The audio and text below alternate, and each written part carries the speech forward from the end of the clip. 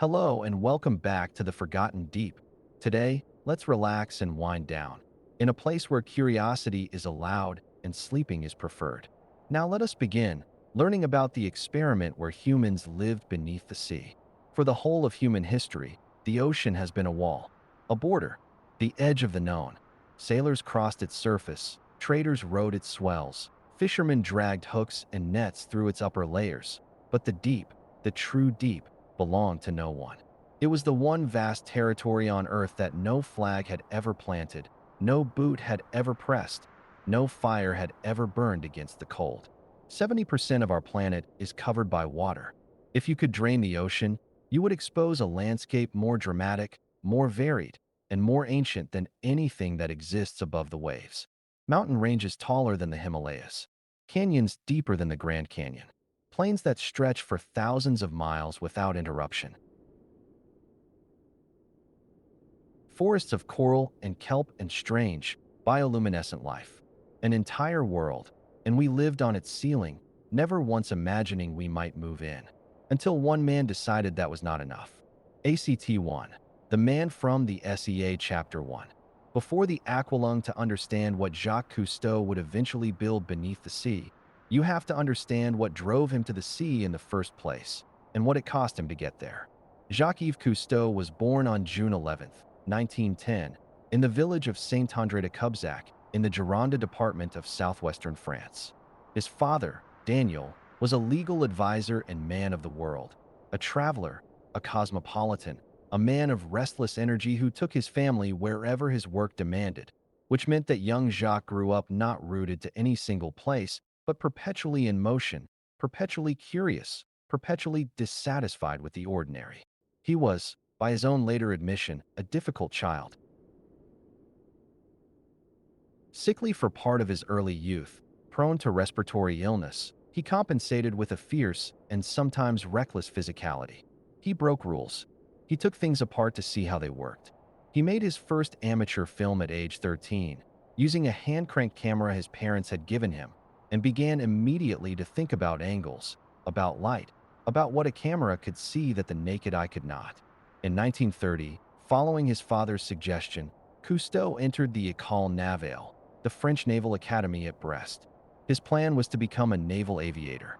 He trained hard, excelled, and was on a trajectory toward a promising career in the air, until, in the summer of 1936, a car crash shattered his arms in multiple places and ended any hope of flight duty.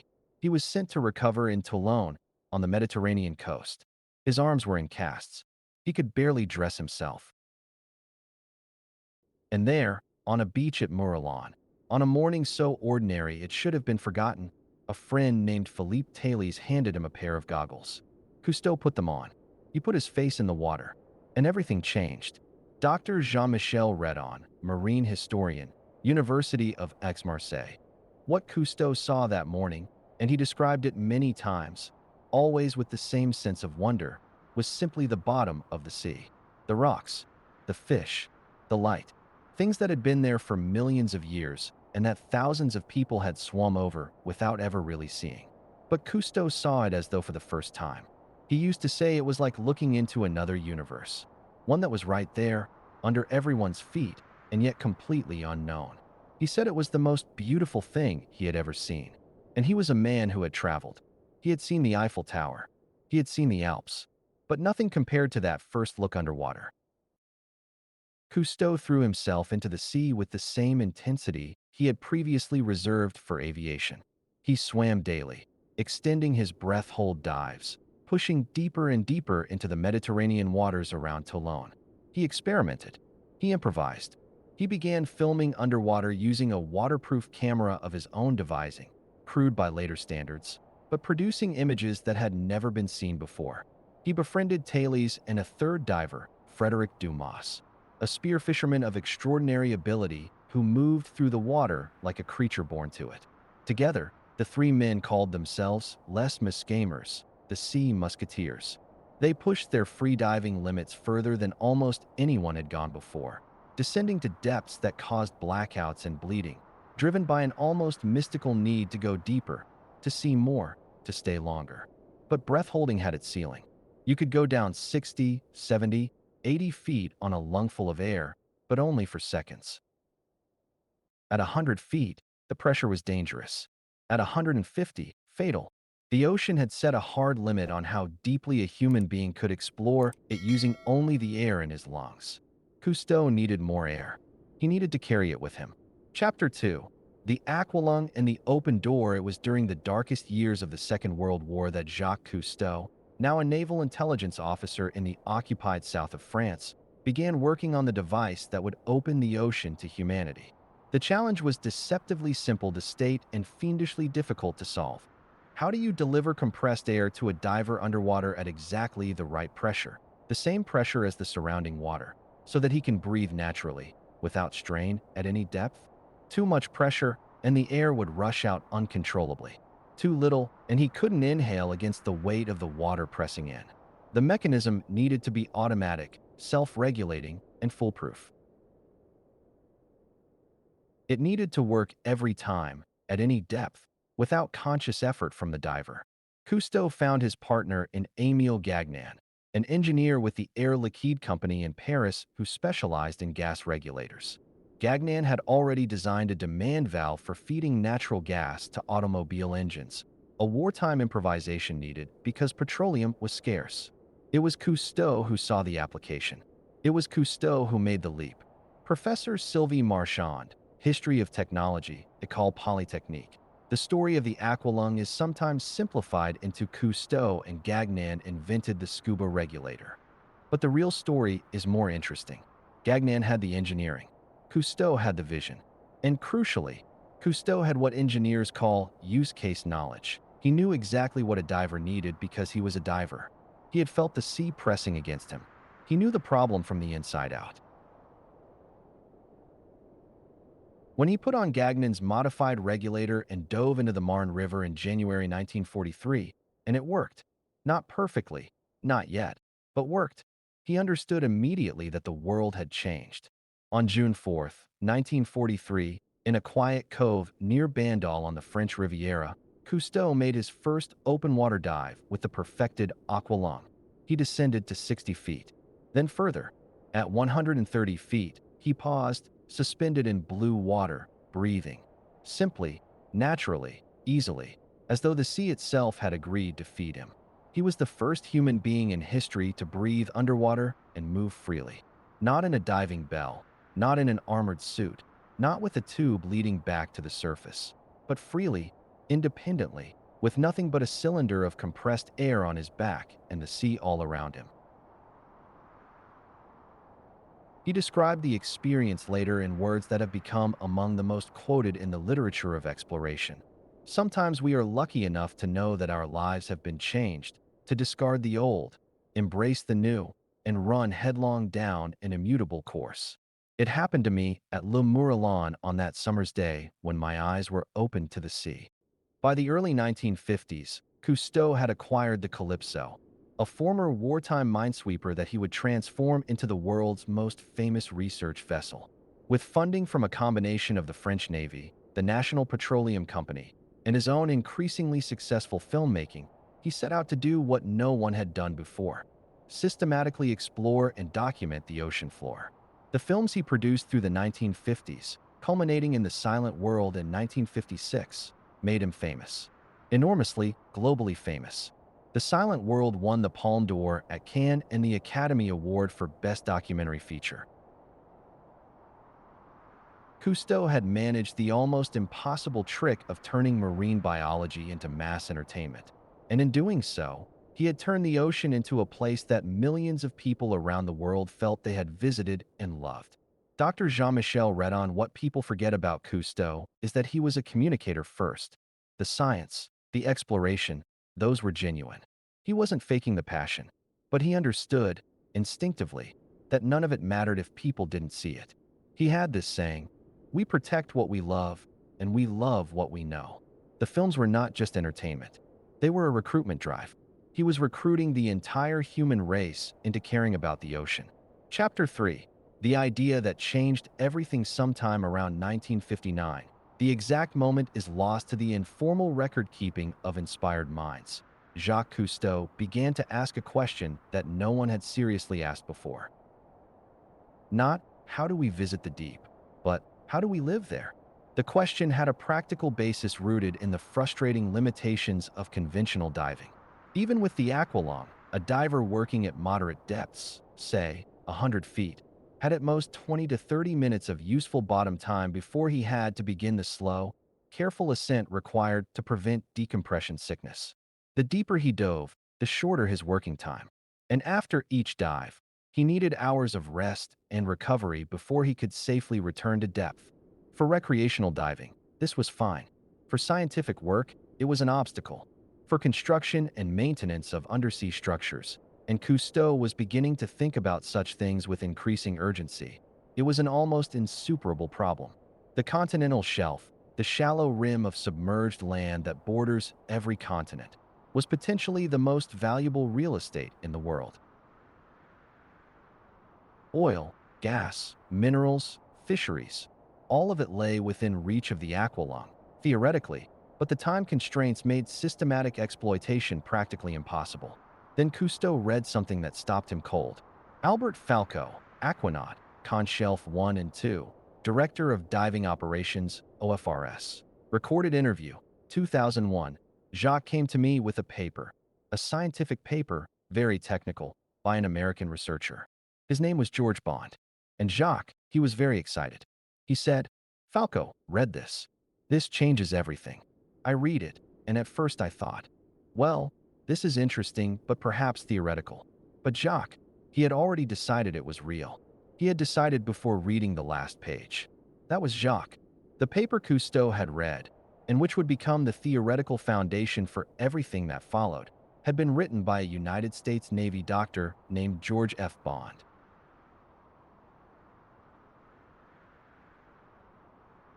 Working at the Naval Medical Research Laboratory in New London, Connecticut, Bond had been investigating a phenomenon that diving physiologists had known about in principle for decades, but had never fully exploited: the concept of saturation. When a diver descends into the water, the increased pressure causes the gases in his breathing mixture, primarily nitrogen, to dissolve into his blood and tissues. The longer he stays at depth, the more gas dissolves, until eventually his tissues can absorb no more. They are saturated. This is the point at which an important and counterintuitive fact comes into play. Once the tissues are fully saturated at a given pressure, the decompression required to return safely to the surface is the same, regardless of how much longer the diver remains at depth. In other words, if you're going to pay the full decompression cost anyway once you start to ascend, you might as well stay down for days or weeks. Bond had confirmed through animal experiments, and ultimately through volunteer human dives, that the human body could adapt to living under pressure for extended periods, provided the pressure changes were managed carefully. What he had shown was that the ocean's time tax was not a per-hour charge. It was a flat fee. Bond called his program Genesis. He called the concept saturation diving. And when Cousteau absorbed what it meant, he began immediately to design what he would call precontinent habitats, pressurized underwater homes in which men could live indefinitely on the ocean floor, breathing a carefully controlled atmosphere, working as long as they liked, ascending only when the mission was complete. Professor Sylvie Marchand, what Cousteau grasped, and this is the crucial thing, was not just the scientific possibility. He grasped the civilizational implication. He wrote at the time, and I'm paraphrasing, that the continental shelf is the next continent. That just as humans had settled every landmass on Earth, they would eventually settle the margins of the sea. He believed this absolutely. He wasn't speaking metaphorically. He thought there would be underwater cities, underwater farms, an entire undersea civilization. He called them Homo aquaticus, a new kind of human adapted to the sea. But this was not merely daydreaming. It was 1959, and the world was watching something extraordinary unfold above the planet as well as below it. The space race had begun.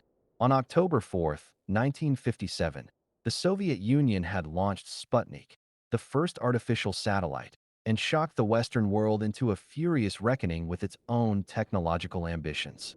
By 1961, Yuri Gagarin had orbited the Earth, John Glenn had followed in 1962. President Kennedy had committed the United States to landing a man on the moon before the decade was out. The world was electrified by the idea of conquering space, and governments were pouring billions of dollars into the effort. Cousteau watched all of this, and he felt something that he would later describe as competitive disbelief. Space was hard.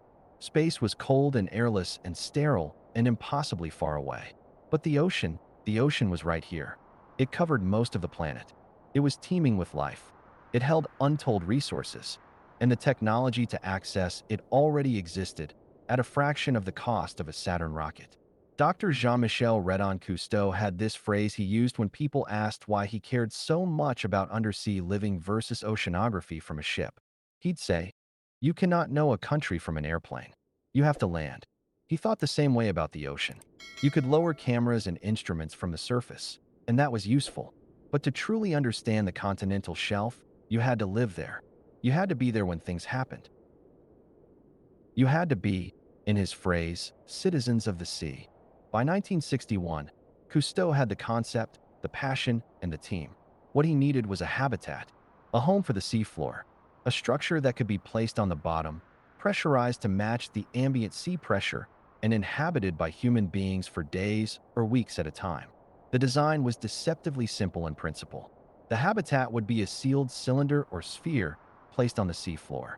The inside would be pressurized to match the water pressure at that depth, which meant the water would not enter through the open hatch in the floor. The pressure inside the structure would hold it out, the way air pressure holds water out of an inverted glass. Divers could swim in and out freely through this moon pool opening, entering a space that was warm, dry, and lit, a genuine room, hundreds of feet below the surface. Sleeping, eating, working, talking, resting, all of it could happen in this pressurized room.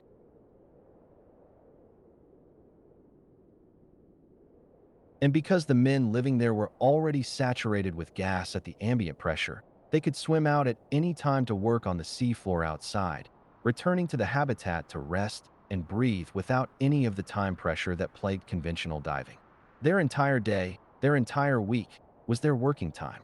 Albert Falco, when Jacques explained it to me, he drew a picture, a little house on the bottom of the sea. He said, "We will live here, Falco, not visit. Live." I asked him when. He said, "As soon as possible." That was always his answer. As soon as possible.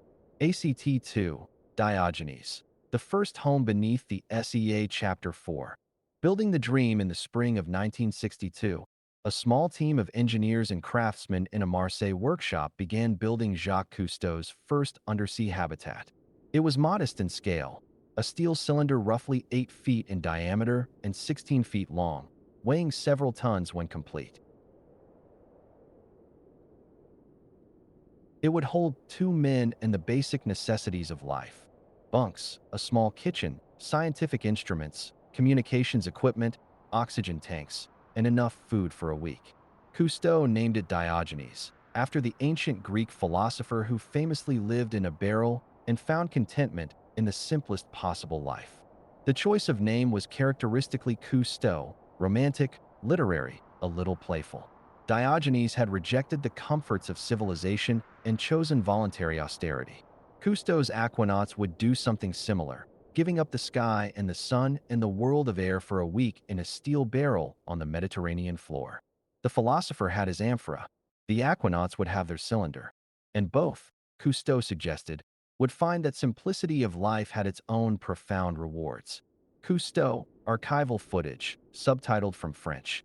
The question everyone asks me is whether it is safe. Is it safe to live underwater? I ask them, is it safe to live above the ground? Is it safe to drive a car, to fly in an airplane? Everything has risk. The question is not whether there is risk, but whether the prize justifies it. And I tell you, the prize of understanding the sea, of having the freedom to live and work upon the continental shelf, that prize is worth every risk we take. The technical challenges of building a habitat that could genuinely support human life at depth were more numerous and more complex than the simple concept suggested. Every system had to work, every time, with no margin for the kind of casual failure that was annoying but recoverable in an ordinary building on dry land. The atmosphere inside Diogenes would not be ordinary air. At a depth of 33 feet, the planned depth for the first mission, the pressure was approximately 2 atmospheres, twice the pressure of the surface.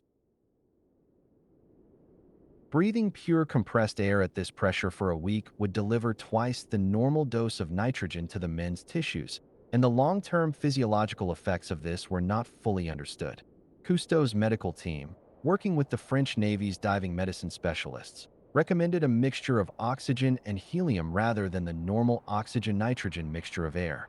Dr. Pierre Caron, retired physician, French Naval Medical Service. The problem with nitrogen under pressure is twofold. First, it causes narcosis, what the divers called l'ivresse des grandes profondeurs, the rapture of the deep. It affects judgment, coordination, decision-making. At depth, nitrogen becomes a narcotic, but helium doesn't do that.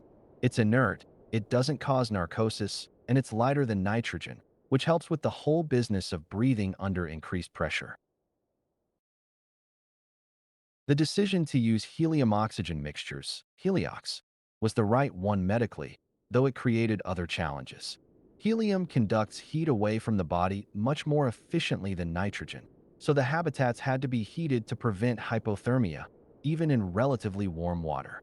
And helium changes the voice. It makes everyone sound like cartoon characters. The aquanauts hated that. There were other challenges that no one had fully anticipated. Fire is one of the most serious dangers in a pressurized environment. An increased oxygen level dramatically raises the flammability of materials. Things that would barely smolder in normal air can ignite instantly in an enriched oxygen atmosphere. Every piece of equipment, every fabric, every piece of furniture in Diogenes had to be selected or treated with fire safety in mind. Carbon dioxide had to be scrubbed from the habitat's atmosphere continuously. The men's exhalations would otherwise build up to toxic levels within hours. A chemical scrubber using soda lime was built into the life support system. Oxygen had to be added as the men consumed it through breathing. Humidity had to be controlled.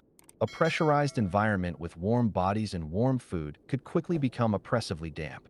Temperature had to be maintained. Waste had to be managed. The men needed to eat, to sleep comfortably, to communicate with the surface team aboard the Calypso. Albert Falco, we made a list at the beginning. Everything that could go wrong. Everything that we needed to address. And the list kept getting longer. Every time we solved one problem, we thought of two more. But Jacques was never worried. Or if he was, he didn't show it. He said to us, "This is engineering. Engineering problems have engineering solutions. The only thing that cannot be solved is the thing we have not yet thought of." And then he'd say, "So let us think of everything." Chapter 5. The men who would become the world's first true aquanauts, the first human beings to live on the ocean floor, were not a specially recruited cadre of elite athletes or military veterans, though some had that background. They were, in the main, divers. Men who had spent years underwater and who had developed, in that experience, a particular relationship with the sea. Comfortable, knowledgeable, but never casual about the respect it demanded. Albert Falco was Cousteau's first and most obvious choice to lead the mission. Born in Marseille in 1927, Falco had begun diving as a teenager and had developed a facility in the water that colleagues described as almost supernatural. He moved without apparent effort. He was calm in situations that would cause other divers to panic. He had an engineer's mind combined with an athlete's intuition, and he had been Cousteau's chief diver on the Calypso for years. If anyone was going to spend a week on the floor of the Mediterranean, it was Falco. Alongside Falco, Cousteau chose Claude Wesley. Wesley was younger, in his late 20s, and relatively less experienced than Falco, but he had several qualities that made him ideal for the mission. He was technically knowledgeable, cool-headed under pressure, and possessed of a genuine scientific curiosity that would make him an asset in the underwater observations the mission was designed to produce. He was also, frankly, an excellent cook, a detail that Cousteau, who valued good food with French seriousness, did not overlook. Albert Falco, Claude, and we talked about what it would be like. What it would feel like to sleep underwater, to wake up in the morning and know that all around you was the sea. We didn't know, really. Nobody knew. We were making it up as we went along. That was the honest truth. Jacques had his ideas. We had our theories. But in the end, we were going to find out the way you find out everything important in life, by doing it and seeing what happened. The support team was almost as important as the aquanauts themselves. Aboard the Calypso and on the surface support platform anchored above the habitat, a rotating team of divers and technicians would monitor the aquanauts around the clock, checking their vital signs, maintaining the gas supply umbilicals that ran down from the surface, communicating by telephone, and standing ready to assist in any emergency. Dr. Pierre Caron and his medical team were responsible for what would be the first serious medical monitoring of human beings living under elevated pressure for an extended period. They would measure the aquanauts' blood pressure, heart rate, respiratory function, mental acuity, sleep quality, and a dozen other indicators throughout the week, building the first clinical dataset on the physiology of saturation living that the scientific world had ever seen. Dr. Pierre Caron, we had protocols, but they were provisional. We had animal data from Bond's work in America, and we had theoretical models. But Falco and Wesley were going somewhere that nobody had gone before. We didn't know what a week at 2 atmospheres would do to a man's body. We had educated guesses. Jacques thought that was enough. I was not always so sure. But Jacques was Jacques. Chapter 6, September 14th, 1962. The descent September 14th, 1962. The sun was high and the water was clear, as it almost always was in the Mediterranean off the Marseille coast in early autumn. On the deck of the Calypso, a small crowd of technicians, divers, journalists, and curious observers watched as the Diogenes habitat was prepared for its descent. The site had been carefully chosen, a sandy shelf about 33 feet below the surface, sheltered from strong currents, close enough to the Calypso for the support umbilicals to reach without difficulty. Cousteau stood at the rail, watching. He wore his red cap and his characteristic expression, focused, intent, the face of a man whose attention was entirely concentrated on what was happening before him.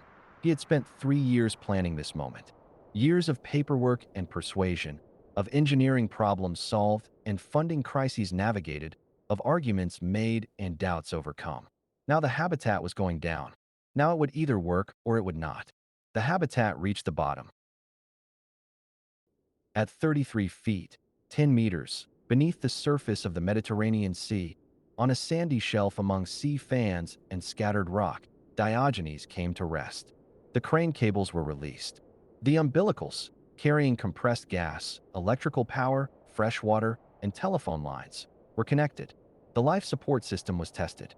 The atmosphere inside the habitat was checked. And then Albert Falco and Claude Wesley climbed down from the surface support raft, dove to 33 feet, and swam up through the hatch in the floor of Diogenes. It was 9:47 in the morning. Albert Falco sat up inside Diogenes and found that the atmosphere held. The interior was dry and lit. A bunk, a small table bolted to the wall, equipment racks, the hum of life support systems. He had arrived at the bottom of the sea, and he was home. Albert Falco, the first moment inside. The first time I was sitting there and I understood that it was going to be all right, that the air was good, the habitat was holding, the pressure was right. I felt something extraordinary. Not relief, exactly. Relief would come later. In that first moment, it was more like recognition. Like I had been somewhere very familiar for the first time. I cannot explain it better than that. I felt at home, which is, of course, exactly what Jacques had intended. He was always right about those things, Jacques. Over the next 7 days, Albert Falco and Claude Wesley established the first human presence on the ocean floor in history. They ate, slept, worked, and lived inside Diogenes with the routine of men who had decided, however provisionally, however experimentally, that this was where they belonged. Their days followed a pattern that Cousteau had designed with care. Each morning, after breakfast, prepared on a small propane stove, the gas mixture adjusted for the habitat's elevated pressure, they would suit up and swim out through the hatch to conduct scientific observations on the surrounding seafloor. Without the time pressure of conventional diving, they could make slow, methodical surveys of the bottom life, photographing, collecting samples, measuring, recording. They worked for hours at a stretch, returning to Diogenes not because their bottom time had expired, but simply because they were tired or hungry or the job was done. In the afternoons, they rested. They read. They wrote in the scientific logs that Dr. Karen's team had requested they keep. They communicated with the surface team via telephone, brief check-ins, requests for supplies passed down in a waterproof container on a line, the ordinary business of a work camp. And in the evenings, as the light through the porthole windows shifted from blue to deep indigo, and the sea outside took on its nighttime character, mysterious, full of phosphorescent movement, alive in ways the daylight hours didn't reveal, they cooked dinner and talked. Albert Falco in the evenings, we talked about everything. About the mission, of course, what we had seen, what we had observed, but also about other things.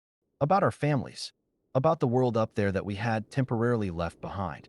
It was very intimate, that conversation. There were just the two of us, in a space the size of a large bathroom, with the whole ocean outside the windows. You understand things about yourself in a place like that. You understand what you need and what you don't. Dr. Karen's medical monitoring produced results that were at once reassuring and fascinating. The men's bodies were adapting to the elevated pressure without the acute distress that more cautious physiologists had feared. Blood pressure remained normal. Heart rate settled into a slightly elevated but stable pattern. Sleep, initially disrupted by the unfamiliarity of the environment and the constant ambient noise of the life support systems, improved markedly by the third day.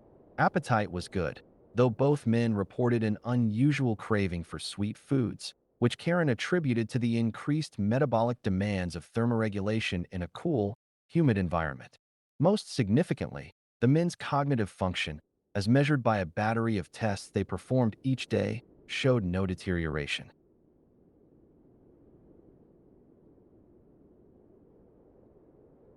This was a crucial finding, because one of the concerns raised most urgently by skeptics before the mission was that the combination of elevated pressure, unusual gas mixtures, isolation, and the psychological strangeness of the undersea environment would impair judgment and decision-making. It did not. Falco and Wesley were, if anything, sharper and more observant in their reporting as the week progressed, as though the focused simplicity of their environment was improving their concentration rather than degrading it. Dr. Pierre Caron, what I found most remarkable, and I said this in my formal report, and I stand by it 40 years later, was that these men were not merely surviving down there. They were thriving, not in some dramatic, heroic sense. In the ordinary sense, they were healthy, mentally alert, productive, and this matters, apparently content. Happy even. They didn't want to come up. Chapter 7. The world notices the world was paying attention. From the moment the news of Cousteau's mission broke, timed deliberately to coincide with the habitat's deployment, it became an international sensation. Newspapers in France, Britain, America, Germany, Japan, and dozens of other countries ran front-page stories. Television programs devoted segments to it. The French national broadcaster gave it live coverage. Part of the fascination was the drama of the thing, the sheer audacity of putting men on the sea floor and leaving them there for a week. But there was something deeper at work as well. The world was in the grip of a collective fixation on the extension of human presence beyond its normal limits. Astronauts were heroes. Explorers were heroes. Anyone who pushed the envelope of the possible had the attention of a civilization that was simultaneously terrified and exhilarated by the pace of technological change. The early 1960s were a time of extraordinary historical pressure. The Cold War had recently brought the world to the edge of nuclear destruction. The Berlin Wall had gone up. Cuba had nearly triggered a catastrophe. Vietnam was beginning to cast its shadow. Against this background of geopolitical terror, Cousteau's expedition offered something rare and desperately needed. A human story that was simply, uncomplicatedly good. Men doing something brave and beautiful for the sake of knowledge and the future. No weapons, no ideology, just the sea and the men who chose to live in it. Dr. Jean-Michel Redon Cousteau understood this perfectly. He always had a gift for timing, for context, for reading the cultural moment. He knew that what he was doing would resonate not just as science, but as mythology.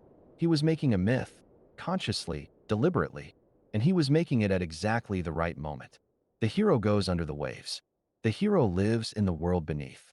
The hero comes back with knowledge that changes how we see ourselves and our planet. That's a very old story, and Cousteau knew how to tell it. 7 days after their descent, on September 21st, 1962, Albert Falco and Claude Wesley made the long, slow ascent back to the surface. The decompression protocol developed by the French Navy required a carefully staged return, stops at specific depths, held for precise intervals, to allow the gases dissolved in their tissues to off-gas gradually, without forming the dangerous bubbles that caused decompression sickness. When they broke the surface, they were met by a crowd. The Calypso's crew, journalists, medical staff, Cousteau himself. The Mediterranean sun hit them after a week of artificial light and bioluminescent glow. They blinked. They breathed open air. They climbed the ladder from the water. Albert Falco turned to Cousteau, who was gripping his arm with both hands, grinning. And Falco said, simply, accurately, and in words that would be quoted in every account of that day, Il faut y retourner. We must go back. Conchelfi was over. And Jacques Cousteau, who had already been planning what came next before Falco and Wesley were even down for a week, began immediately to build something far more ambitious. ACT-3, The Underwater Village, Conchelf 2 Chapter 8. Dreaming larger the success of Conchelf, I had proved the principle. A man could live on the ocean floor. But proving a principle was never enough for Cousteau. He had shown that 2 men could survive for a week at 33 feet. Now he wanted to show that 5 men could live for a month at the same depth, while 2 others, in a separate, deeper habitat, pushed the record further to 90 feet. He wanted not just a habitat, but a community. Not a barrack, but a village. The project that would become Conchelf 2 was almost absurdly ambitious in its scope. Where Diogenes had been a steel cylinder with 2 men, Conchelf 2 would be an undersea settlement, a genuine village beneath the waves, with a main dwelling for 5 aquanauts, a separate deep habitat for 2 more, a pressurized garage for the Calypso's submersible diving saucer, and a variety of ancillary equipment. The site selected was not the familiar Mediterranean, but the Red Sea, specifically the waters off Sudan, near a reef called Shah Brumi. The choice of the Red Sea was not arbitrary. The waters there were warmer, crucial for the comfort and safety of the aquanauts who would be living in a pressurized environment for a month. The visibility was extraordinary. The Red Sea was, and remains, one of the clearest bodies of water on Earth, with visibility sometimes exceeding 150 feet. And the reef at Shah Brumi was a place of spectacular marine biological richness, which would give the scientific program of the mission its greatest possible material to work with. Professor Sylvie Marchand, there was also a political dimension to the choice. The Red Sea was international waters, not French territorial waters, not Mediterranean. By placing Conchelf 2 there, Cousteau was making a statement that this was not a French project, narrowly conceived, but a project for humanity. He was also, I think, making a visual statement. The Red Sea is magnificent. The footage from there would be magnificent. And Jacques always thought about the footage. The design of the main habitat for Conchelf 2 was the work of André Laban, one of Cousteau's senior divers and a man of considerable engineering talent. Laban produced the design that gave the habitat its name, Starfish House. The structure had a central dome from which 5 cylindrical arms radiated outward, resembling, from above, the 5-pointed form of a sea star. Each arm housed different functions: sleeping quarters, a laboratory, a kitchen and dining area, a living room with its porthole windows looking out on the reef, and a utility room housing the life support systems and communications equipment. The design was brilliant in ways that were not immediately obvious. The radiating arm configuration allowed each section to be sealed off in an emergency. It meant that the worst-case scenario, a breach in one compartment, would not necessarily compromise the entire structure. It also meant that 5 men could share a common living space without constantly crowding each other, each arm offering its particular degree of privacy and purpose. Dr. Jean-Michel Redon-André Laban was the unsung hero of the Conchelf program. He was the engineer who took Cousteau's dreams and made them into something that could actually be built and actually be safe. The Starfish House design, in particular, was an inspired piece of work. It looked beautiful. People immediately responded to the visual of this starfish structure on the reef, but it was also functionally elegant in ways that went beyond aesthetics. Laban thought of things that less experienced designers would have missed. Chapter 9. The Red SEA, June 1963. June of 1963 brought the Calypso and her crew to the Red Sea. The deployment of Conshelf 2's components was a logistical operation of considerable complexity. Starfish House weighed many tons and had to be assembled in sections and lowered to a sandy shelf at 36 feet, just 1 foot deeper than Diogenes had been, but in a completely different ocean environment.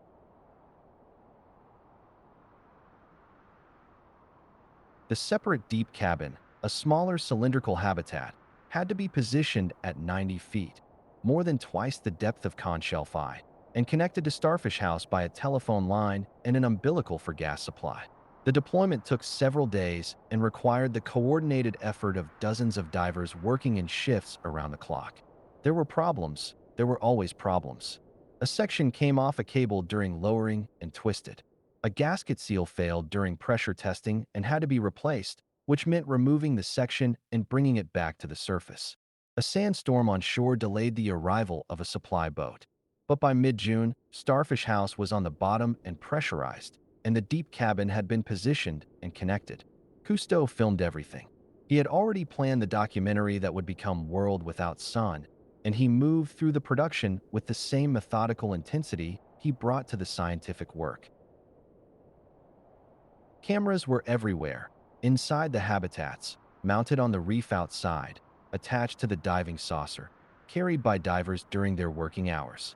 If any moment in this mission was going to be worth seeing, it was going to be captured. The team that would inhabit Conshelf 2 was larger and more varied than the two-man crew of Diogenes. 5 men would live in Starfish House for 30 days, nearly 4 times the duration of Conshelf I, and at a location far more remote from the normal world. An additional 2 men would spend a week in the deep cabin at 90 feet.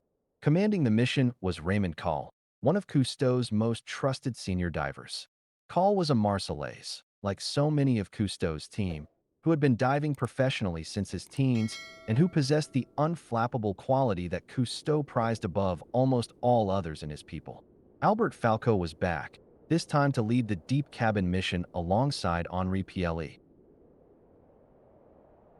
Andre Laban, who had designed much of the hardware, would also live in Starfish House, combining the roles of engineer and aquanaut in a way that seemed only natural given the circumstances.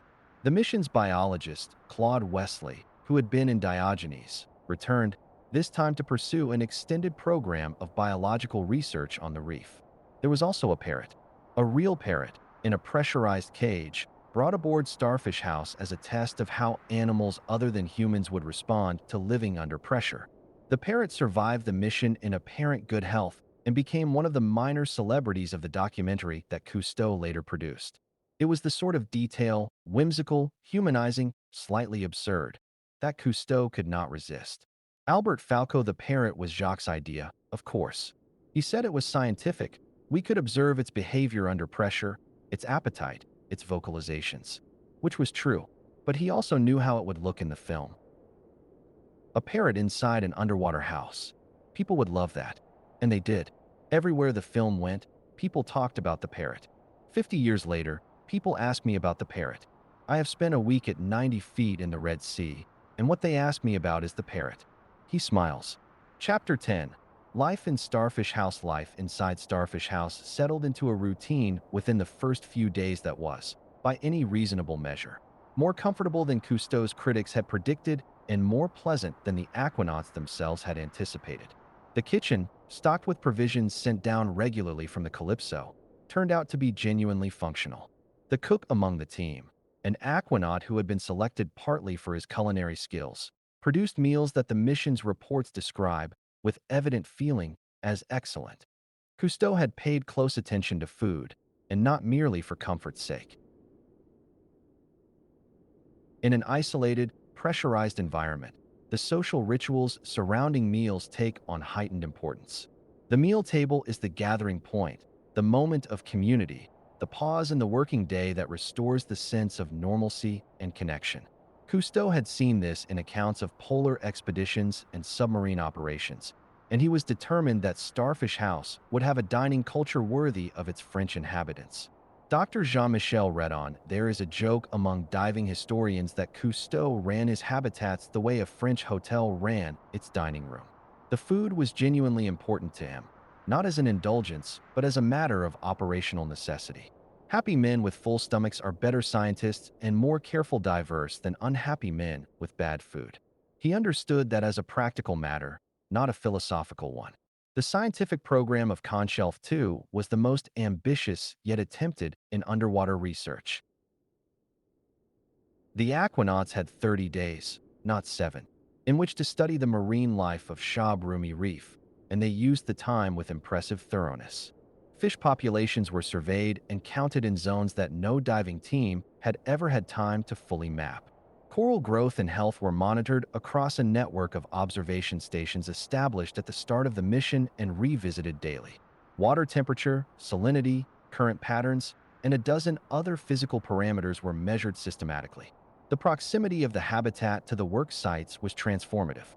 In conventional field biology, the researcher must travel to the observation site, conduct observations under severe time pressure, and then leave before the bottom time expires. The site then has time to recover from the disturbance of the researcher's presence, and the researcher must start again from scratch on the next dive, reapproaching cautiously, waiting for the disturbed animals to return to their normal behavior. With Starfish House 30 yards from the study area, the aquanauts could spend hours at their observation posts, allowing the reef's inhabitants to habituate to their presence completely. They were not visitors to the reef. They were residents. The difference in the quality of behavioral observations that resulted was immediately apparent to the marine biologists reviewing the data. Animals that would flee from a conventionally timed dive continued their normal activities in the aquanaut's presence. Predatory events that would never be seen by a diver who had only 20 minutes of bottom time were observed in detail. The picture of reef ecology that emerged from the Conshelf 2 data was richer, more complete, and more nuanced than anything produced from surface-based diving operations. There was also the simple matter of night. In conventional diving, the cost and difficulty of night dives meant that the nighttime reef, which is a dramatically different environment from the daytime reef, inhabited by different animals engaging in different behaviors, was largely unstudied. The aquanauts of Starfish House could simply swim out after dinner to observe what happened when the sun went down. The nighttime footage that Cousteau's cameras captured during Conshelf 2 became some of the most celebrated sequences in World Without Sun, and for good reason. They showed a world that almost no one had seen, and they showed it with the patience and intimacy that only came from having the time to wait and watch. A conventional diver, on a night dive of 30 minutes, would have seen a fragment of this world. The aquanauts of Starfish House saw hours of it, night after night, building a longitudinal record of nocturnal reef behavior that was genuinely unprecedented in marine biology. Chapter 11. The Deep Cabin. While the 5 men of Starfish House went about their work at 36 feet, 2 men were going much deeper. Albert Falco and Henri Piele had descended to 90 feet, more than twice the depth of Conshelf I, and at a depth where the pressure was nearly 4 atmospheres, to spend a week in the Deep Cabin, a smaller and more austere habitat that represented the frontier of what Cousteau's program had yet attempted. At 90 feet, the atmosphere inside the Deep Cabin was a carefully engineered mixture of oxygen and helium. The helium, as Dr. Karen had predicted, changed the men's voices, raising them to a squeaking register that sounded, on the telephone to the surface, like a speeded-up recording. Cousteau, hearing his chief diver communicating in this transformed voice, joked that he sounded like a cartoon duck. Falco, who was not charmed by his new vocal range, did not find this as amusing as Cousteau did. Albert Falco, the helium voice, it was humiliating. I have been diving for 30 years. I have dived in places that would make most men refuse. And here I am, calling the surface to report on our status, and I sound like a child. It was not dignified, but we understood why. The helium was necessary, and the voice change was just a consequence of the physics. You accept it. You make jokes about it. And then you get on with the work. The deep cabin mission produced data of particular scientific importance. At 90 feet, the aquanauts were working in an environment that conventional divers visited only briefly and under considerable physiological stress. The combination of nitrogen narcosis, which affected judgment and coordination in ordinary air diving at this depth, and the compressed time of conventional dives meant that scientific observations at 90 feet were difficult to make and often unreliable. Falco and PLE, breathing heliox and saturated at the ambient pressure, were free of narcosis and free of time pressure alike. They also made observations relevant to the future development of the continental shelf. At 90 feet, the substrate is different from the shallow reef, deeper sediments, different communities of organisms, different physical conditions. Geological samples taken by the aquanauts were analyzed by French and international scientists and provided useful data for the growing field of continental shelf resource assessment. The discipline concerned with understanding what lay beneath the shallow seas that bordered every continent. Professor Sylvie Marchand Cousteau always insisted, and the scientific community later confirmed, that the data from Conshelf 2 represented a genuine and significant advance in our understanding of reef ecology and continental shelf biology. This was not just adventurism dressed up in scientific clothing. The science was real. The observations were rigorous. The data was published in peer-reviewed literature and cited for decades afterward. That mattered to Cousteau personally, and it should matter to how we assess the program. Chapter 12. The diving saucer. One of the most remarkable elements of Conshelf 2 was an object that even today looks like it belongs in a science fiction film. The diving saucer, or Soucoupe Plongeanti, designated SP-350. Designed by Jean Mollard and built for Cousteau, the saucer was a two-person submersible that could dive to 1,000 feet, maneuvering with jets of seawater rather than conventional propellers, and capable of hovering, rotating, and maintaining precise depth with a degree of control that rigid, propeller-driven submarines could not match. The saucer had been part of Cousteau's program since 1959, but Conshelf 2 was the first time it could be used to its full potential from an undersea base. With Starfish House providing a pressurized garage on the reef floor, the saucer could be launched and recovered without the logistical demands of a surface launch. Its pilots, Cousteau himself made many dives in it, could spend hours exploring the depths around the reef, venturing far below the habitat into water that had never been systematically observed, and returning to the garage to report their findings directly to the habitat team. The saucer represented the future that Cousteau was trying to build, a system in which human presence on the continental shelf was not a temporary visit from the surface, but a permanent, working infrastructure. The habitat provided the home base. The saucer provided the means of exploration. Together, they sketched the outline of what an undersea civilization might actually look like in practice. Dr. Jean-Michel Redon, when Cousteau talked about Homo aquaticus, the aquatic human, this was what he meant.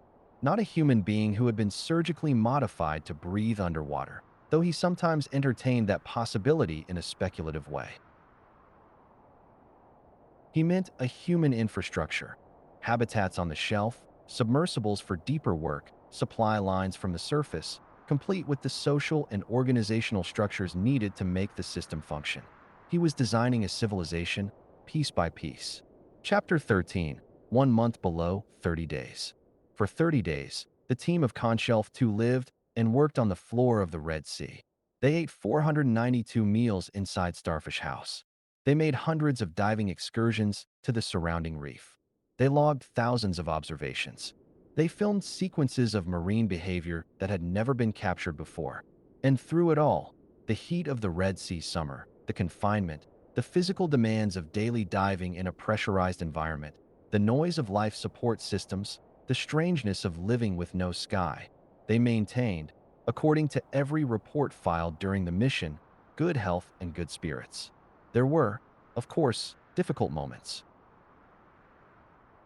On the 14th day of the mission, A minor electrical fault in Starfish House required the aquanauts to work through the night on repairs, a stressful, physically demanding effort in a confined space under pressure that tested the team's composure and technical competence.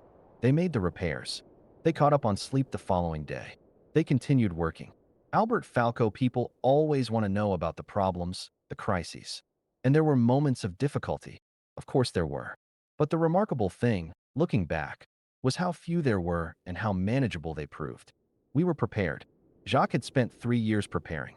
The equipment had been tested. The procedures had been practiced. When something went wrong, we had been trained for it. That is the difference between adventure and organized exploration. The final day of the mission, a day in early July 1963, began like any other. Breakfast prepared in the kitchen of Starfish House, communication with the surface team, the daily dive program, the afternoon scientific work. But in the evening, the team gathered together in the central dome for what the documentary record describes as a dinner of unusual elaborateness. A meal that the cook had clearly been planning for some time, and that he had somehow managed to assemble from the provisions sent down by the Calypso. What they toasted is not recorded. Perhaps the mission, perhaps each other, perhaps the sea itself, which had housed them for a month and would, in the morning, give them back to the world above. The next morning, they ascended. Staged decompression stops, carefully observed. The light growing stronger above them. The surface, 30 days of human life on the ocean floor. An experiment that had worked beyond any reasonable expectation in almost every dimension that could be measured. The science was good. The men were healthy. The concept was proven. And at Cousteau's side as he welcomed his team back to the surface was a film that he was already thinking about how to cut. Chapter 14. Le Monde Sans Soleil. The World Without Sun. Cousteau had always known that Conshelf 2 would be a film as well as a mission. He had shot everything. The deployment, the daily life of the aquanauts, the scientific work, the diving saucer excursions, the nighttime reef, the final ascent. He had assembled a team of cinematographers who were among the best underwater filmmakers in the world, and he had given them the extraordinary gift of time. Not the rushed, fragmentary time of conventional documentary filming, but the unhurried time of men who lived at the location. Le Monde Sans Soleil, The World Without Sun, was released in late 1964, distributed internationally under the English title by Columbia Pictures. It ran 86 minutes and was presented not as a scientific documentary, but as a film, a narrative with characters and visual beauty and emotional weight. Cousteau narrated it himself, in French, in that dry, wondering voice that millions of people around the world had come to associate with the ocean's mysteries. Cousteau, archival, film narration, subtitled from French. We have come to believe that living at the bottom of the sea is possible, that the silent world can be inhabited, that man can adapt himself to any environment as long as he is motivated. And we are motivated by the oldest of all human drives, the need to know. At the 37th Academy Awards, held on April 5, 1965, Le Monde Sans Soleil won the Academy Award for Best Documentary Feature. Cousteau received the Oscar from the stage of the Santa Monica Civic Auditorium, not for the first time. His first film, The Silent World, had won the same award 9 years earlier in 1957. He had now produced the two most successful documentary films in the history of the cinema. But the Oscar, gratifying as it was not what Cousteau was thinking about in April 1965. He was thinking about what came next. He had proven that men could live at 36 feet for a month and at 90 feet for a week. He wanted to prove that men could live at 300 feet, deeper than almost any conventional diver had ever worked, for 3 weeks.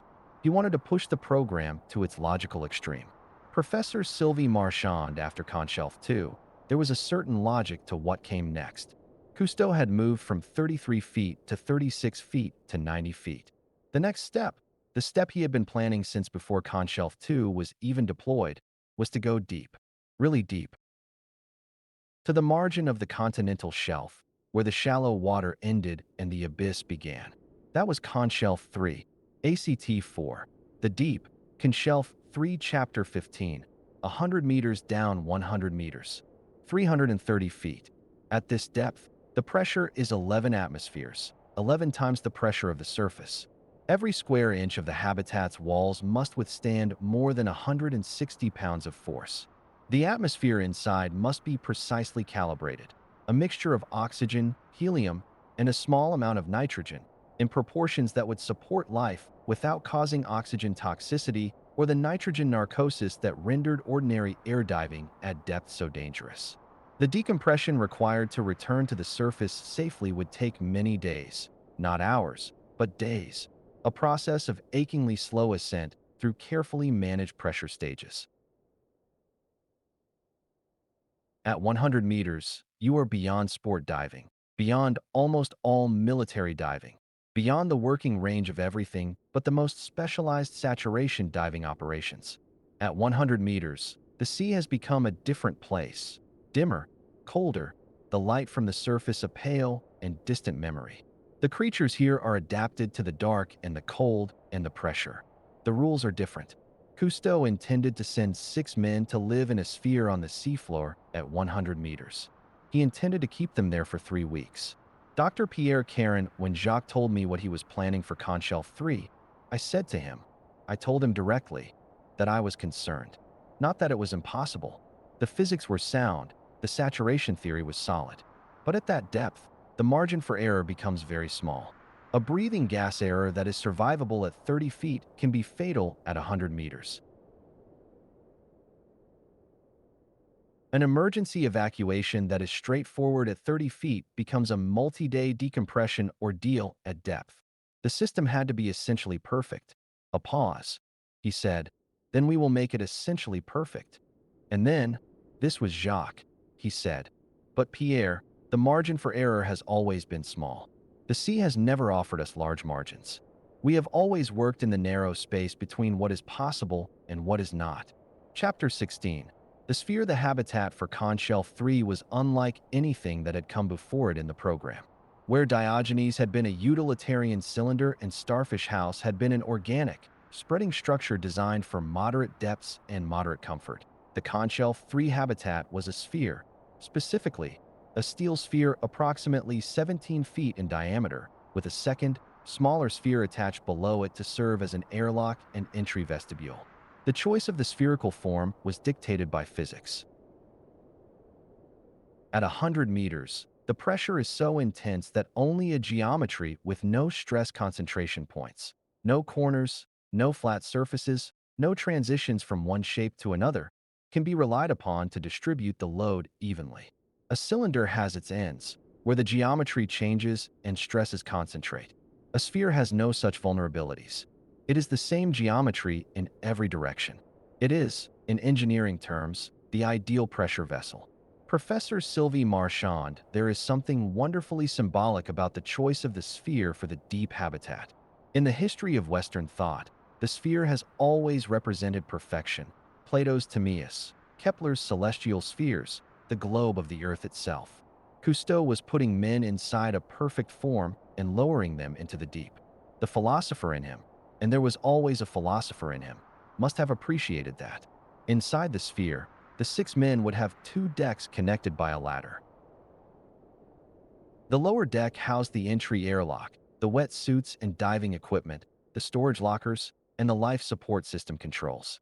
The upper deck was the living space. 6 bunks arranged around the circumference, a small kitchen and dining table in the center, a scientific workspace, and the communications equipment that would link the sphere to the surface support ship. The sphere would be placed on the seafloor near Cap Ferrat, on the French Riviera, not in the warm waters of the Red Sea this time, but in the cold, deep Mediterranean, in water that was barely 50 degrees Fahrenheit at that depth. The choice of a site close to France was practical. It simplified the logistics of supply and surface support. It placed the mission close to the French Navy's diving medicine facilities, and it kept the media operation manageable. Chapter 17. The team, the 6 men chosen for Conshelf 3 were, in several respects, a departure from the pattern of the previous missions. Cousteau had always staffed his habitats with his own trusted divers, men he knew, whose physiology and psychology he understood, whose reactions under stress he had observed and could predict. For Conch Shelf 3, while the core remained his people, there was one significant addition: Cousteau's own son. Philippe Cousteau was 24 years old in 1965. He had grown up on the Calypso, quite literally, spending summers aboard the ship from his earliest childhood, diving as soon as he could hold a regulator, developing an intimacy with the underwater world that most people could only dream of. He was, by his father's own assessment, a very good diver. He was also, by several accounts, a man of considerable personal magnetism and a genuine passion for the sea that went beyond mere filial loyalty. He was going to Conch Shelf 3 on his merits. Dr. Jean-Michel Redon Philippe's involvement in Conch Shelf 3 has sometimes been written about as though it were a matter of nepotism, the boss bringing his son on the adventure. But the people who knew Philippe say this is unfair. He was trained. He was experienced. He was there because he was capable, not simply because of his name. And Cousteau père, if anything, may have held Philippe to a higher standard precisely because of who he was. There could be no suggestion of special treatment when you were the commander's son in a situation with this degree of risk. The full team for Conch Shelf 3 included André Laban, the engineer diver who had designed Starfish House and who was now, in Cousteau's organization, both a technical director and an aquanaut of extensive experience. Jacques Rollet was a diver with a background in industrial underwater operations, exactly the kind of experience that would be needed for the primary mission objective of Conch Shelf 3, which was not merely scientific observation, but the simulation of actual undersea industrial work on an oil wellhead. This was the central innovation of Conch Shelf 3's scientific program, where the previous missions had been primarily about proving that men could live underwater and conducting biological and physical observations of the surrounding environment. Conch Shelf 3 was explicitly designed to test whether men living under saturation conditions at 100 meters could perform the kind of technical, industrial work that would be required if the continental shelf were to be developed commercially. Could they use tools effectively at depth? Could they operate heavy equipment? Could they make decisions, use judgment, under conditions of intense cold and pressure? The oil industry was watching. In 1965, offshore oil development was expanding rapidly, driven by discoveries in the North Sea, the Gulf of Mexico, and elsewhere.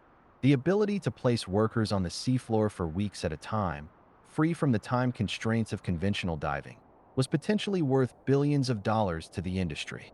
Cousteau had deliberately designed Conch Shelf 3's scientific program to speak directly to commercial applications, knowing that this would help secure funding and would give the program a practical urgency beyond the purely scientific.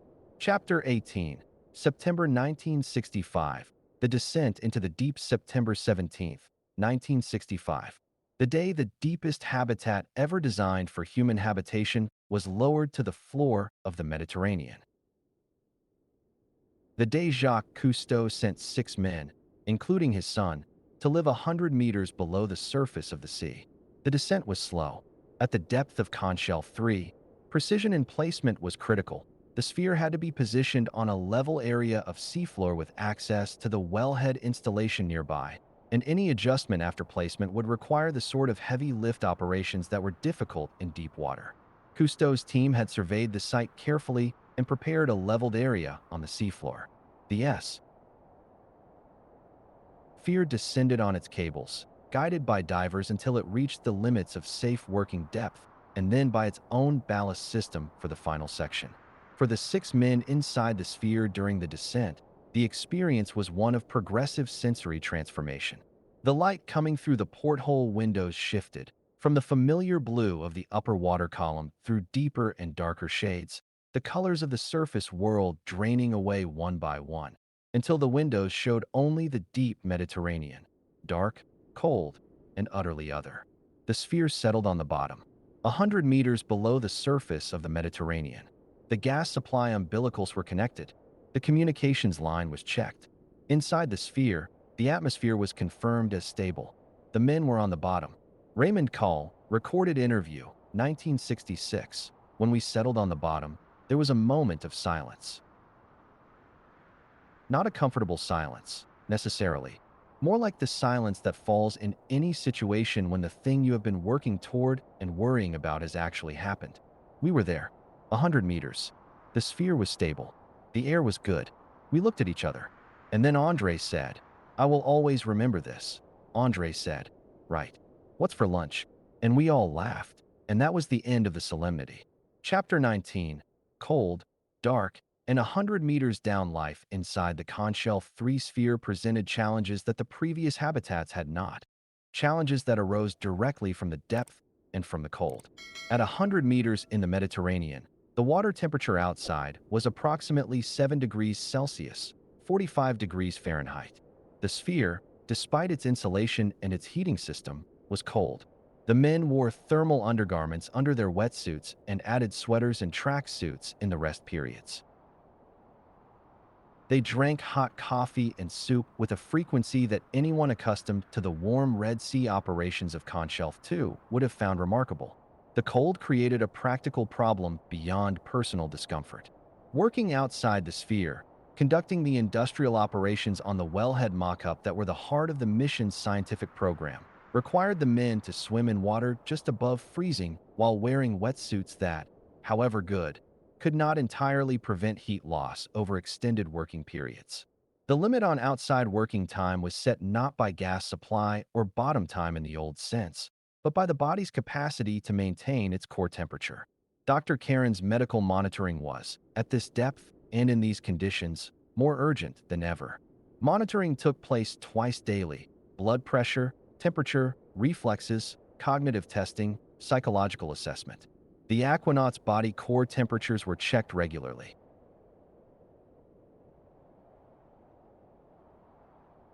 Sleep quality was a particular concern. The cold and the noise of the life support systems combined to make sleep difficult, and sleep deprivation at 100 meters, where the consequences of impaired judgment were severe, was not something the medical team was willing to allow to develop into a pattern. Dr. Pierre Caron, the cold was the single greatest physical challenge of Conshelf 3. We managed it. We managed it successfully, but I want to be honest about the fact that it was harder than the previous missions in this specific respect.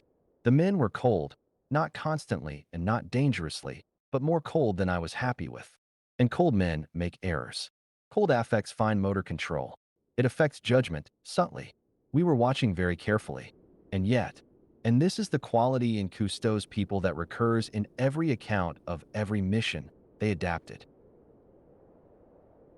By the end of the first week, the men of Conshelf 3 had developed a routine that managed the cold as efficiently as it managed everything else. Work periods outside were scheduled for the warmest parts of the day. The sea temperature at that depth didn't vary much, but the aquanauts' core temperatures were higher after sleep and after meals, and the schedules were arranged to take advantage of this. Food was warm, frequent, and calorie-dense. The hot drinks were never rationed. The camaraderie inside the sphere was, by all accounts, remarkable.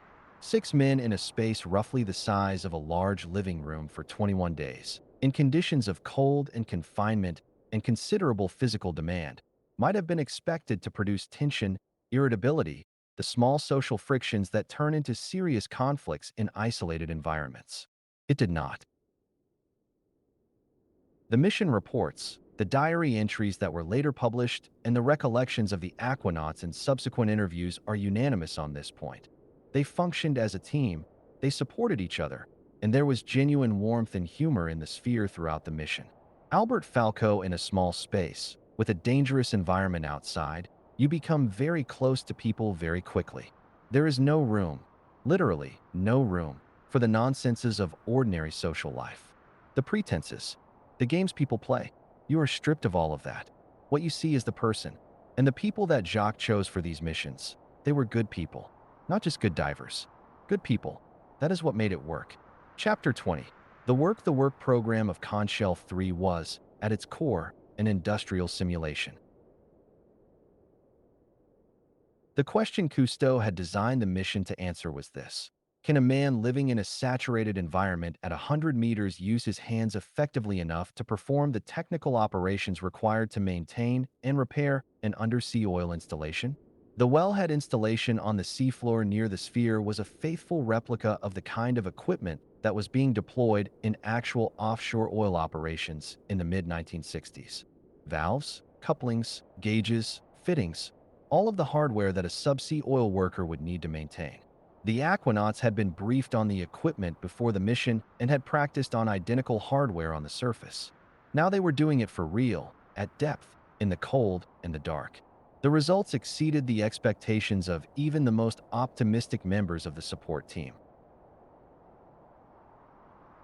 The aquanauts were able to perform all of the required operations, with times that were longer than surface performance by perhaps 20 to 30%, but within the parameters that offshore engineering required. They could work on the wellhead. They were effective at depth. Professor Sylvie Marchand, the industrial implications of this finding were immediately understood by the oil industry, which was watching Conshelf 3 with intense interest.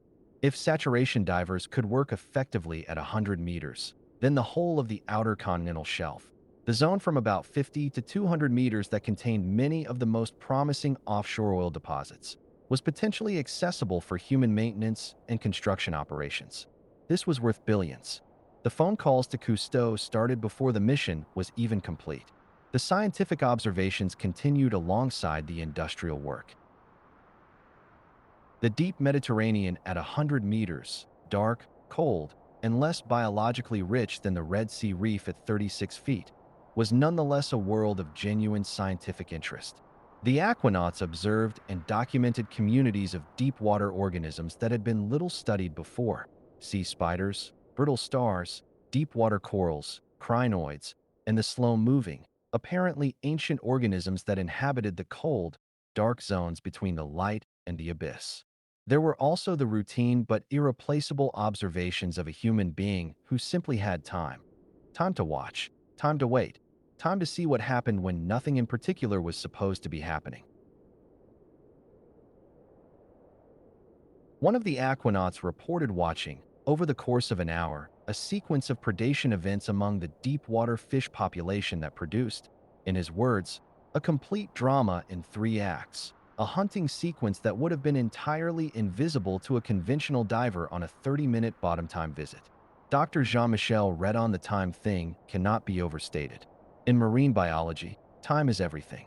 Animals habituate to the presence of observers. Behaviors unfold over hours, not minutes. The migrations and interactions and competition that define an ecological community can only be understood if you are there long enough to see the pattern. Cousteau's aquanauts had that time. That's why the data from the Conshelf missions is different in kind, not just degree, from what conventional diving could produce. Chapter 21. Philippe Cousteau at depth. Among the records of Conshelf 3, the journals and observations of Philippe Cousteau hold a particular place. He was, of the 6 men in the sphere, the youngest and perhaps the most openly reflective, willing to write about the experience not just technically, but phenomenologically. What it felt like to be there, what it did to your sense of time and self and world to live cut off from the sky for 3 weeks. He wrote about the cold, how it became, after the first week, a constant, low-grade companion rather than an acute discomfort, something you accommodated and then largely stopped noticing, the way you stopped noticing the hum of a refrigerator. He wrote about sleep at depth, how it was different from surface sleep, deeper and more complete in a way that was difficult to explain, as though the sea itself was a kind of sedative. He wrote about the food, warmly, with the appreciation of a Frenchman who had been raised by a father who thought carefully about what to feed his people. He wrote about the darkness. At night, he noted, there is no night in the sense we mean above. There is only a different kind of day, one in which the sun has been replaced by the small, fierce lights we have brought with us. When I turn those lights off and lie in the dark, I can hear the sea. Not just the sounds of the life support system, which I have ceased to hear after the first days, but the sea itself, the creak of pressure, the distant percussion of currents, the bass note of the deep. It is the sound of a world that does not know we are here and does not need to know.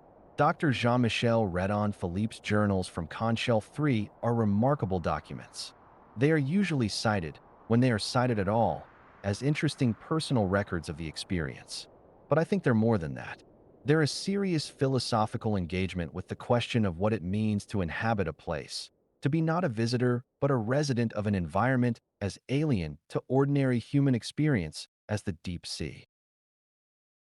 He was thinking, at 24, at 100 meters below the surface of the Mediterranean, about what it means to belong somewhere. And that is not a trivial question.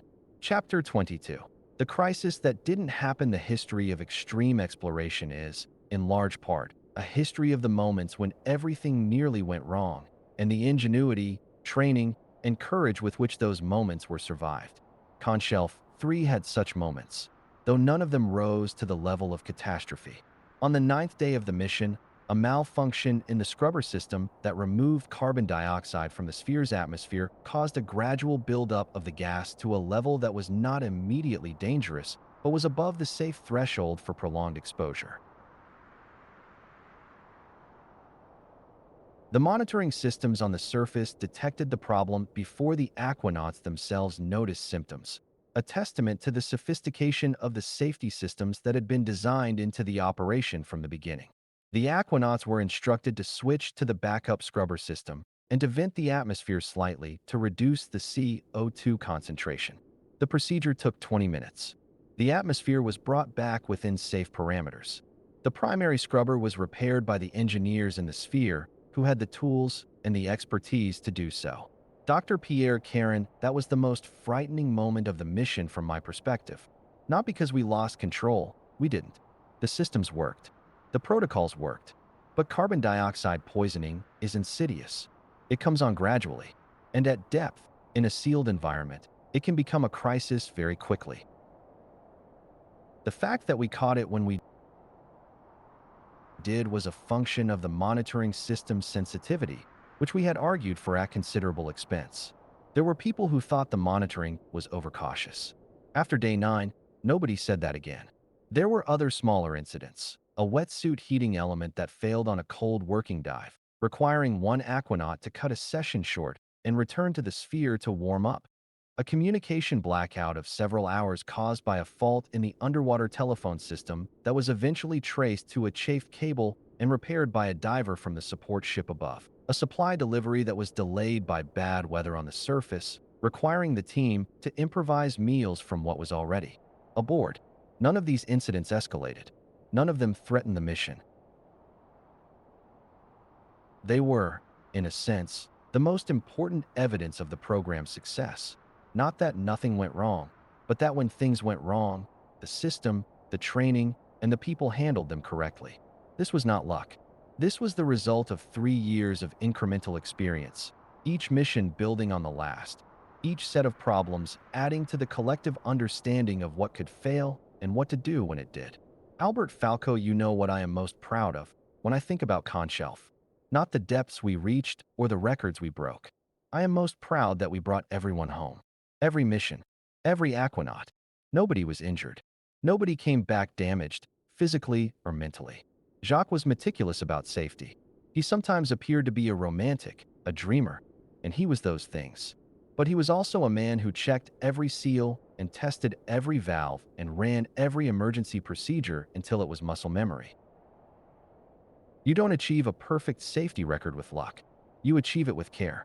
Chapter 23. 21 days, 3 weeks below. 21 days in the sphere at the edge of the deep. The men of Conshelf 3 had outlasted the previous record for undersea habitation, held, of course, by Conshelf 2, and had done so at a depth that made every aspect of the operation more demanding and more dangerous than anything that had come before. By the final week, something had happened to the aquanauts that was difficult to quantify, but unmistakable in the records. They had, in whatever way one becomes such a thing, become inhabitants of the deep sea.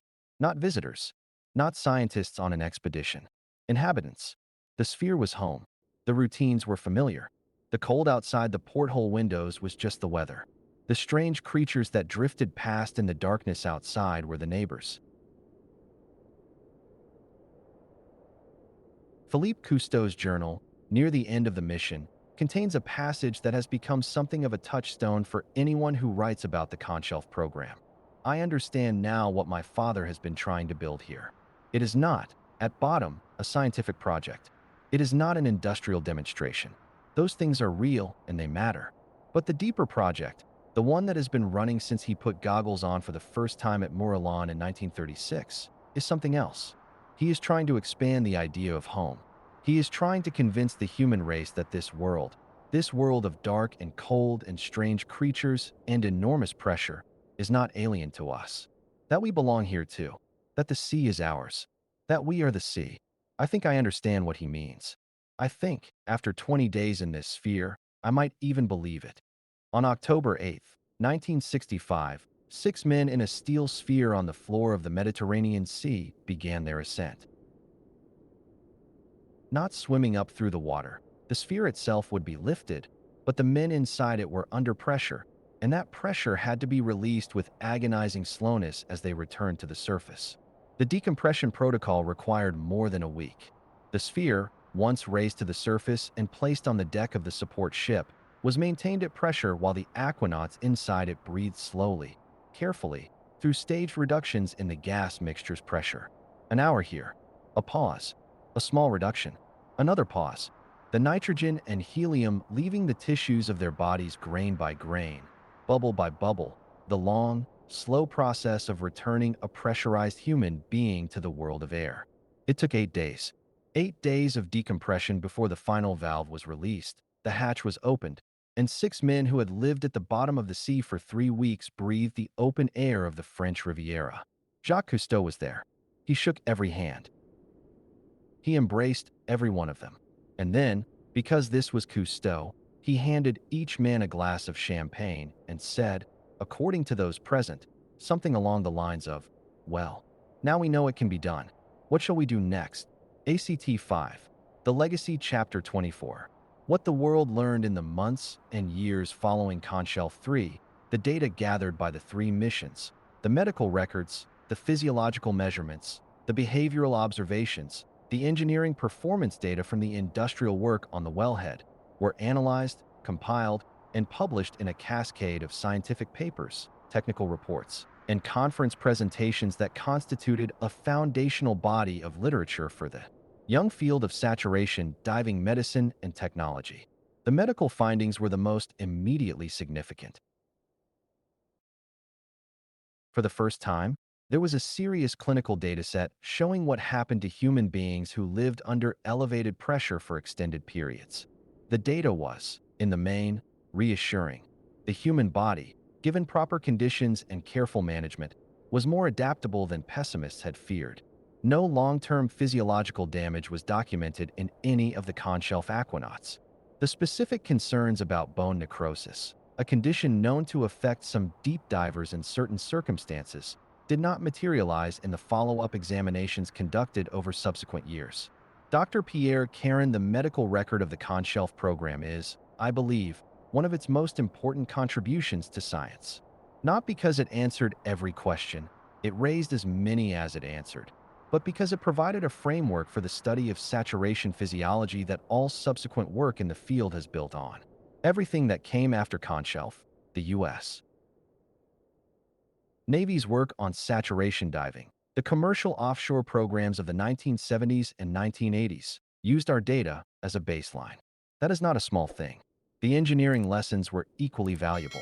The design and operation of the habitats, the life support systems, the structural engineering, the deployment procedures, the emergency protocols, provided a practical curriculum for the engineers and planners who would build the commercial saturation diving operations that followed. The mistakes that had been made and corrected during the Conshelf program. The scrubber failure on day 9 of Conshelf 3, the electrical fault in Starfish House, the dozens of smaller problems encountered and solved, were documented in detail, building a knowledge base that saved time and lives in subsequent operations. The commercial offshore industry moved quickly to adopt saturation diving once the Conshelf program had demonstrated its feasibility. By the early 1970s, saturation diving systems were being operated routinely in the North Sea, the Gulf of Mexico, and off the coast of West Africa by oil companies who had been watching Cousteau's missions with close professional attention. The men doing that work, reaching depths and durations that exceeded even Conshelf 3 in some cases, were the inheritors of a methodology that Falco and Wesley had established on a sandy shelf near Marseille in the autumn of 1962. Professor Sylvie Marchand, the offshore oil industry's debt to Cousteau is rarely acknowledged as explicitly as it should be. The billions of dollars of undersea infrastructure that have been built and maintained since the 1970s, the pipelines, the wellheads, the production systems on the continental shelves of every ocean-bordering nation, all of that depends on saturation diving as a practical technology. And the practical development of that technology was, in very large part, the work of the Conshelf program. There are roughnecks working at 300 feet in the North Sea right now who owe a debt to Albert Falco and Claude Wesley that they probably don't even know about. Chapter 25. Homo Aquaticus, the Dream and ITS Limits, and Yet. For all that the Conshelf program gave to the world, to medicine, to engineering, to the offshore industry, to marine science, to the public imagination, one part of Cousteau's vision did not come to pass. Cousteau had believed, genuinely believed, that the continental shelf would be settled in his lifetime, that human communities would establish permanent or semi-permanent presence in the shallows of the world's oceans, farming the sea floor, mining its resources, living a life that was profoundly and daily integrated with the underwater world. He had written about Homo aquaticus with a confidence that suggests he did not think of it as a metaphor. Cousteau, archival footage, subtitled from French. The sea floor of the continental shelf is as habitable as the land. There is nothing, in principle, that prevents a human civilization from existing on the margins of the sea. The technology is there. The will must follow. And the will, I am certain of this, will follow because the resources of the sea demand it. There is not enough land. There is not enough fresh water. But there is ocean. Always there is ocean. It did not happen. The undersea cities that Cousteau and his contemporaries imagined in the optimistic 1960s were never built. The commercial pressures that drove the offshore oil industry towards saturation diving did not extend to the building of permanent undersea communities. The shallower applications of undersea living, aquaculture, scientific research stations, developed, but slowly and modestly, far below the threshold of what Cousteau had imagined. Dr. Jean-Michel read on. Why didn't it happen? The technology was there, as Jacques said. The feasibility was demonstrated. I think the answer is a combination of economics, risk, and opportunity cost. Living on the seafloor is possible, but it is expensive. It is technically demanding. And there are easier ways to exploit most of the resources that Cousteau thought would drive undersea settlement. You can drill for oil from the surface, you can trawl for fish from boats, you can mine the seabed with remotely operated vehicles. The extraordinary human cost of actually putting people on the bottom, not impossible, but enormously challenging and expensive, has never been justified purely by the economics of resource extraction. Professor Sylvie Marchand, there is also the matter of human desire. Cousteau assumed that people would want to live underwater. He assumed that the attraction of the sea, which was so profound for him, was universal. But most people, it turns out, prefer the sky. They prefer air and light and the feel of the ground under their feet. The ocean's beauty, for most people, is the beauty of a place they visit, not a place they live. Cousteau himself came to acknowledge, in his later years, that the timeline he had imagined for undersea settlement was over-optimistic, though he never fully abandoned the vision itself. In interviews in the 1980s and early 1990s, he spoke with his characteristic combination of passion and pragmatism about the future of human relationships with the ocean. Cousteau, archival footage, subtitled from French. I was wrong about the timing. I was not wrong about the destination. We will live in the sea. Perhaps not in my lifetime, not in my children's lifetime. But the logic of it is irresistible, and logic eventually wins. We will run out of room on the land. We will exhaust the easy resources. And we will look at the sea, which covers 70% of our planet, which feeds the rain that fills our rivers, which produces the oxygen we breathe, and we will finally decide to treat it not as a foreign country, but as part of our home. Chapter 26. The Living Legacy. Aquarius 63 feet below the surface of the Florida Keys, resting on the seafloor of the Florida Keys National Marine Sanctuary, there is a yellow cylinder. It is called Aquarius.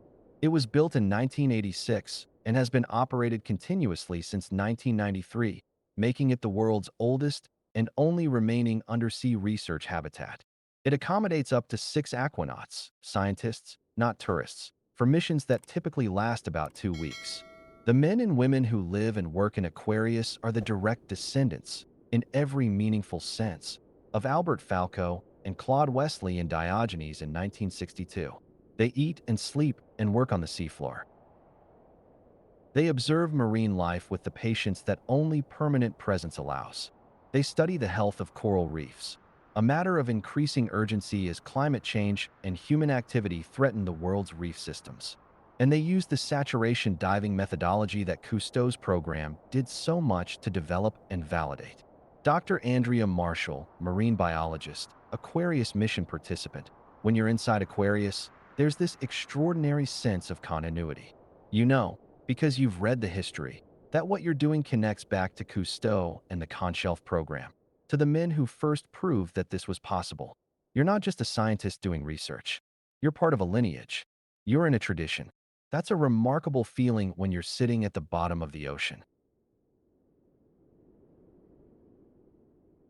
Aquarius has also been used by NASA, which recognized, as Cousteau had always believed was likely, that living in an undersea habitat is, in many significant ways, an excellent simulation of living in a space station or on a planetary surface. The isolation, the constrained space, the constant low-level physical and psychological demands of a pressurized environment, the absolute dependency on life support systems. These are the conditions of space, as well as the deep sea. NASA's NEMO program, the NASA Extreme Environment Mission Operations, has used Aquarius regularly to train astronauts for missions on the International Space Station and to develop the protocols and procedures for future long-duration space exploration. The connection is literal as well as metaphorical. The technique of using neutral buoyancy in water as a simulation of the weightlessness of space has been central to astronaut training since the late 1960s. Every astronaut who has ever conducted a spacewalk has practiced that spacewalk in a swimming pool. In the deeper connection, the use of an actual undersea habitat as a preparation environment for the isolation, confinement, and life support demands of space operations is a direct continuation of the logic that Cousteau articulated when he first proposed the Conshelf program, that the ocean is our space, our frontier, our training ground for the extraordinary. Dr. Jean-Michel read on, there is a satisfying irony in the NASA connection. In the 1960s, Cousteau was sometimes dismissed, unfairly, I think, as the romantic alternative to the real adventure of the space race. Inner space versus outer space, people said, as though the two were in competition. But it turned out they were complementary. The challenges of living underwater and the challenges of living in space are, at a deep level, the same challenges.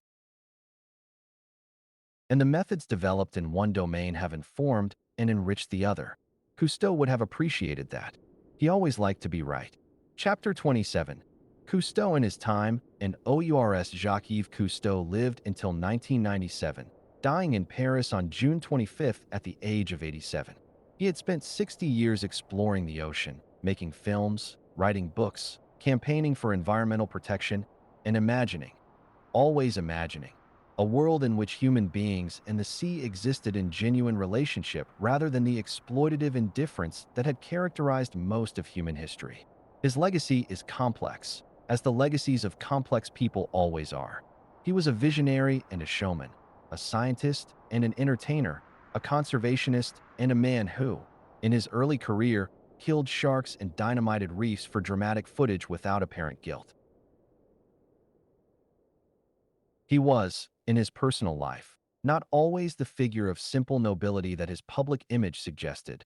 There were marriages, affairs, the occasional suggestion of vanity and control that is perhaps inseparable from the building of an empire of will.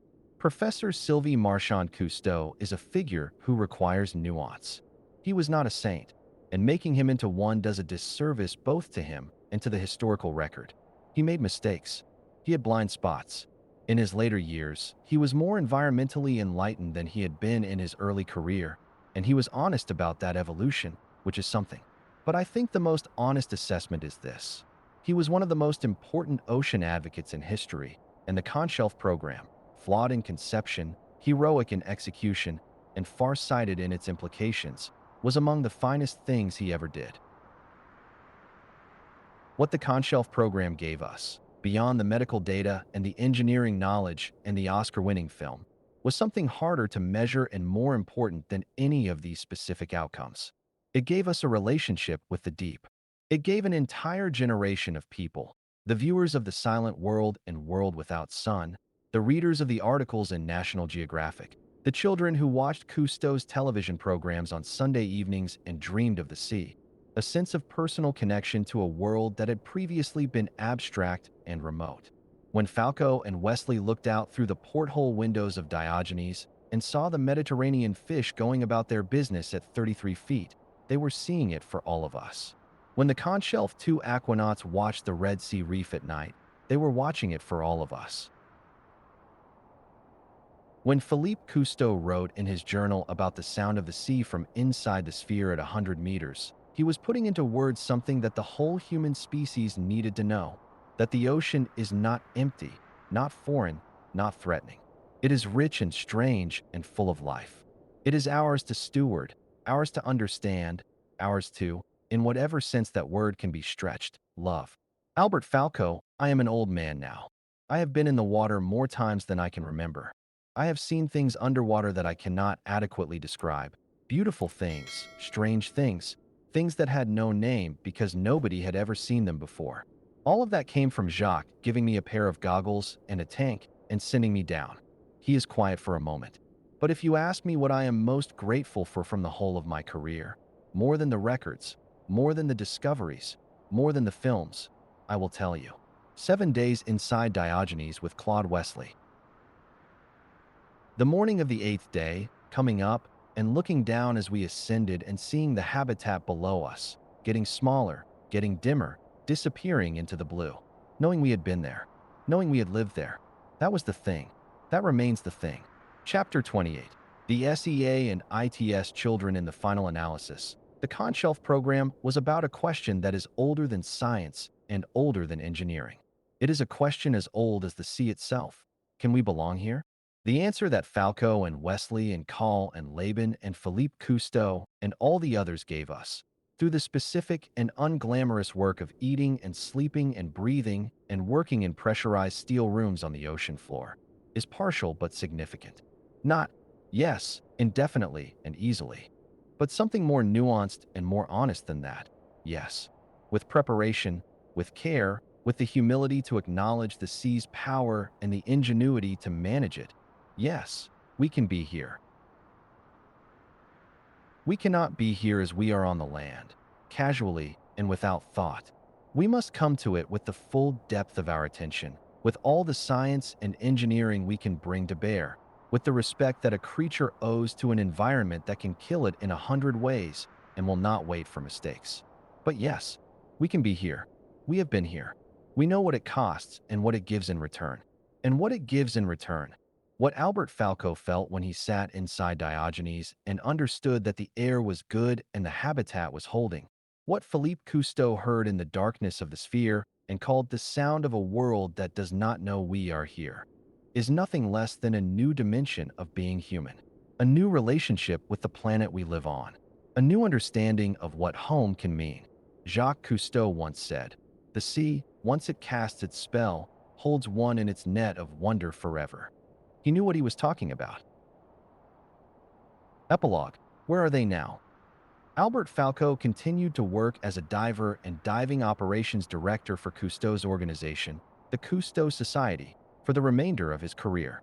He participated in countless Calypso expeditions in the decades after Conshelf and was universally acknowledged as one of the finest divers of the 20th century. He died on February 14, 2012, in Marseille, the city where he had grown up, where he had first put on a mask and looked beneath the surface of the sea. He was 84 years old. Claude Wesley, who had been with the program from the first week in Diogenes, continued his association with Cousteau's work through the 1960s and 1970s, pursuing his interests in marine biology and underwater cinematography. He gave occasional interviews about his experiences on Conshelf and later life, and consistently described them as the defining experiences of his career. Andre Laban, the engineer diver who had designed Starfish House and participated in both Conshelf 2 and Conshelf 3, went on to a distinguished career in marine technology and continued to be associated with Cousteau's work for many years. His engineering contributions to the Conshelf program were significant and have been consistently underappreciated in popular accounts that focus on the more charismatic figures of Cousteau and Falco. Philippe Cousteau, who had written so movingly in his journal from inside the Conshelf 3 sphere, continued to work alongside his father in the years after the program. He was, by general consensus, developing into a filmmaker and ocean advocate of considerable talent who might eventually have matched or exceeded his father's achievements. He died on June 28, 1979, in a seaplane accident on the Tagus River in Lisbon, Portugal. He was 38 years old. The Calypso continued her voyages until 1996, when she was struck by a barge in Singapore harbor and sank. She was raised, but the damage was beyond economic repair. She lay for many years in storage, awaiting a restoration that faced continual funding challenges. Her story, like her captain's, ended at a remove from the glory days, but the voyages she had made, the knowledge she had gathered, and the wonder she had transmitted to the world endured. Aquarius, the last operational undersea research habitat in the world, continues to operate in the Florida Keys under the management of the National Oceanic and Atmospheric Administration and Florida International University. Scientists and NASA astronauts continue to use it for missions that follow, as directly as the distance of 60 years and the difference of an ocean will allow. The template established by Jacques Cousteau and his team in the autumn of 1962. The sea waits, as it has always waited, for the next person who will put their face in the water and understand, for the first time, the world below. The sea, once it casts its spell, holds one in its net of wonder forever. Jacques-Yves Cousteau, 1910 to 1997,